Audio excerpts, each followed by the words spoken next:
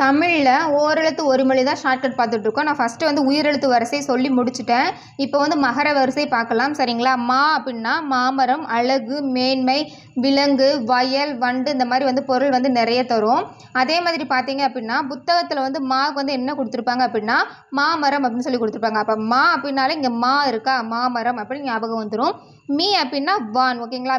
மிசை. மிசைனா என்னது? மேல். அப்போ வந்து வானம் வந்து மேலே தானே இருக்குது. அப்போ மீன் வந்துட்டாலே வான். மூ அப்படின்னா மூப்பு, மூத்தவர் சொல்கிறோம் இல்லையா? அப்போ மூ அப்படின்னா மூப்பு. மே அப்படின்னா அன்பு. ஓகேங்களா? எப்போவுமே அம்மா ஒரு படி அன்பு மேலே தான் வச்சுருப்பாங்க. அப்போ மே அப்படின்னா அன்பு. மை அப்படின்னா அஞ்சனம். நீ மையை தெளிச்சாலும் நான் அஞ்சவே மாட்டேன். அப்போ மை அப்படின்னா அஞ்சனம்.